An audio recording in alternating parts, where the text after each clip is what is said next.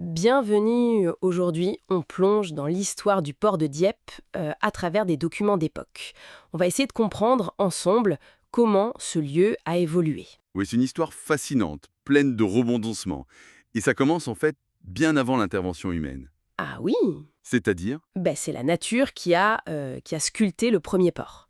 La mer qui remonte dans la vallée de l'Arc, les courants, ça a créé un chenal naturel. un canal naturel et assez profond d'après ce qu'on lit. Oui, étonnamment profond même. Les textes parlent de navires de 600-700 tonneaux qui pouvaient y entrer. C'était considérable pour l'époque. Mais j'imagine que ça n'a pas duré, cette situation idéale. Non, pas vraiment. Dès le XIIe siècle, les ennuis commencent. On a un port d'ouest, près du château, mais il y a un gros problème. L'ensablement. Toujours ces fameux galets de la côte normande. Nal. On essaye, oui.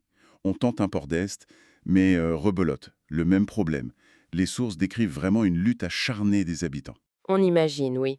Passer son temps à déblayer ce que la mer ramène. Épuisant. Tout à fait. C'était un combat incessant, presque quotidien. Alors, il a fallu attendre le XVe siècle pour voir des changements plus, disons, structurés. Oui, voilà.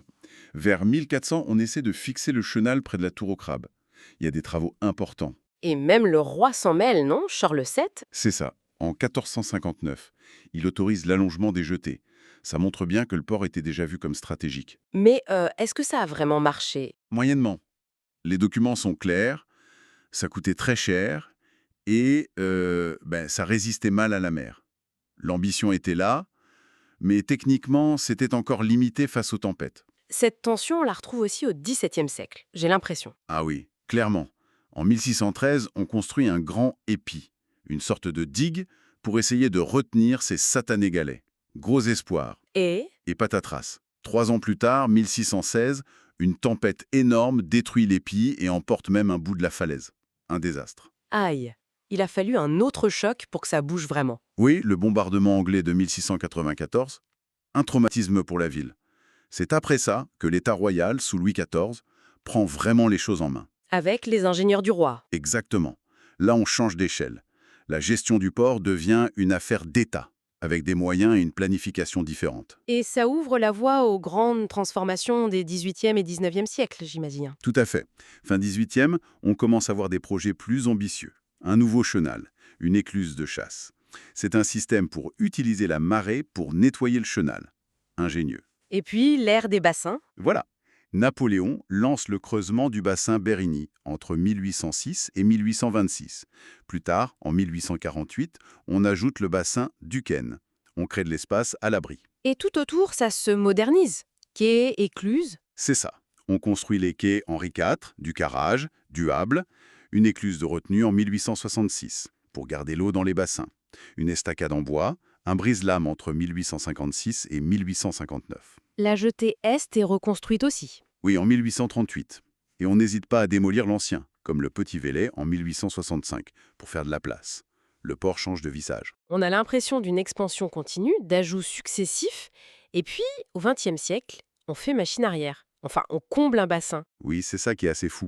Le bassin Bérigny, celui qui avait pris 20 ans à creuser au siècle d'avant, on décide de le combler. Quand ça? Entre 1934 et 1935. C'est assez rapide finalement. Mais pourquoi? Il ne servait plus? Disons que l'activité se déplaçait, les besoins changeaient. Les photos de l'époque montrent encore les dockers, les chavots, mais aussi l'usine à gaz, juste à côté, les scieries, la douane, la gare, l'entrepôt des tabacs. C'était une zone très active, mais on a décidé de la réutiliser autrement. Et le comblement lui-même. La méthode est surprenante, non? Ah oui, carrément. On parle de 365 000 mètres cubes de matériaux. Une partie vient du dragage du bassin de Paris, ok, mais on utilise aussi Quoi donc? 17 000 mètres cubes de galets pris sur la plage de Dieppe. On reprend à la nature ce qu'on lui avait pris, en quelque sorte. Incroyable. Et ce n'est pas tout. Non. On ajoute des terres, des marnes, cette roche argileuse qu'on va chercher dans les environs. Neuville, Puy, près des falaises, du cimetière. C'est un mélange hyper hétéroclite pour faire disparaître un bassin. C'est une image forte quand même. Prendre les galets de la plage pour combler un bassin. Oui, ça dit beaucoup sur les priorités du moment. Si on essaye de résumer un peu, l'histoire de ce port, c'est d'abord une lutte contre la nature, contre l'ensablement. Oui, ensuite des phases de grands travaux, d'abord locaux, puis soutenus par le pouvoir royal, puis l'État. Avec des ambitions croissantes, mais aussi des échecs, et enfin des transformations vraiment radicales, comme ce comblement. Rien n'est jamais définitif. C'est exactement ça.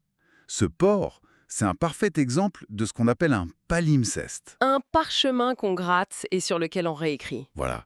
Chaque époque laisse sa trace, construit sur l'existant, parfois même en effaçant ce qui précédait. C'est une superposition d'histoires. Et peut-être que ça nous amène à une question plus large pour conclure. Qu'est-ce que ces couches successives, ces choix de construire, mais aussi de détruire, nous apprennent sur notre façon de nous adapter? Notre adaptation face aux contraintes naturelles, bien sûr, mais aussi face à nos propres besoins qui changent tout le temps, besoins économiques, sociaux. Une réflexion qui dépasse largement le cas de Dieppe finalement. Une belle matière à penser.